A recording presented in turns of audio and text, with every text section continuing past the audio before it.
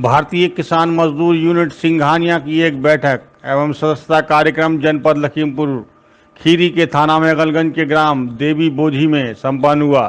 जिला सचिव कपिल दीक्षित एवं तहसील सह मीडिया प्रभारी कुलदीप सिंह के द्वारा आहूत की गई, जिसमें आसपास के सैकड़ों किसान भाई उपस्थित रहे और संगत की सदस्यता ली। इसमें भारतीय किसान यूनियन यूनिट के राष्ट्रीय अध्यक्ष श्री एस.के. सिंघानिया ने बैठक को संबोधित करते हुए जन समस्याओं का जल्द से जल्द निस्तारण कराने की बात कही।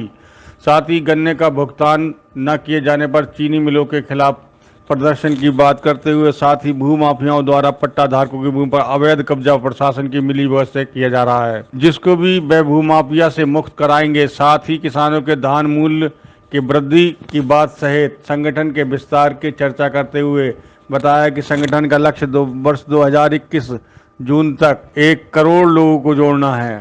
साथ ही सैकड़ों किसानों ने संगठन की सदस्यता ली एवं विधानसभा कस्ता अध्यक्ष अवधेश यादव सहित कुलदीप सिंह की पदोन्नत करते हुए जिले की कमेटी में जिला उप सचिव बनाया गया, जहां हजारों की संख्या में किसान मौजूद रहे। किसानों को और ग्रामीणों की समस्याओं को लेकर एक ज्ञापन जिला अधिकारी को दिया गया। कैमरामैन अभिषेक मिश्रा के साथ आशीष तिवारी की खास रिपोर्ट, मेघलगंज, हिंदुस्तान न्यूज़ 24। इससे किसानों को समस्या हो रही है, इसके विषय में आपका संगठन क्या कर रहा है? हमारा संगठन जो है, हमने माननीय मुख्यमंत्री से बात की है इसके संबंध में कि पराली जलाने पर अगर किसानों पर मुकदमे लिखे जाते हैं तो मुकदमे ना लिखने की वजह यह है कि प्रदूषण अगर फैल रहा तो क्या केवल किसान ही जिम्मेदार है?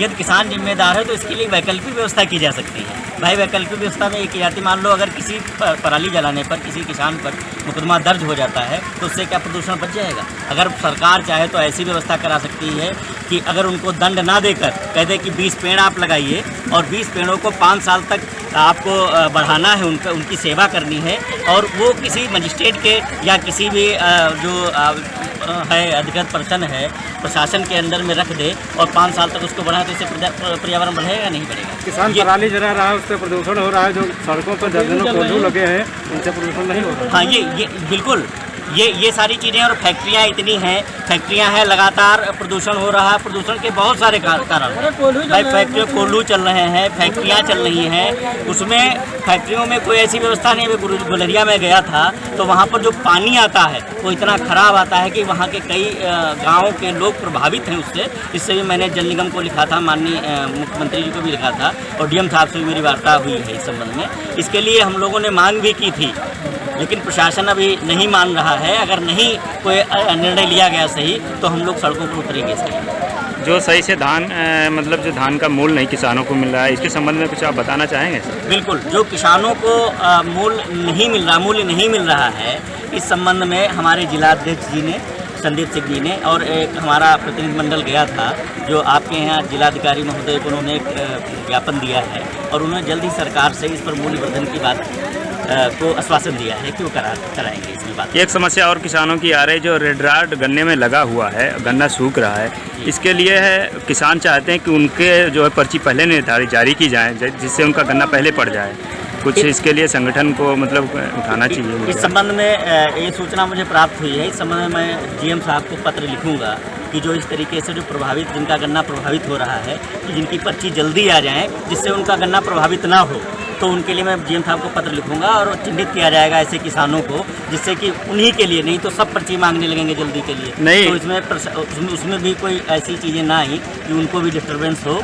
तो इसलिए मैं सर्वे कराने के बाद चिन्हित करके एक लिस्ट बनाकर और जीएम साहब से इस पर वार्ता होगी, और मुझे आशा ही नहीं बल्कि पूरा विश्वास है कि इस समस्या का समाधान होगा।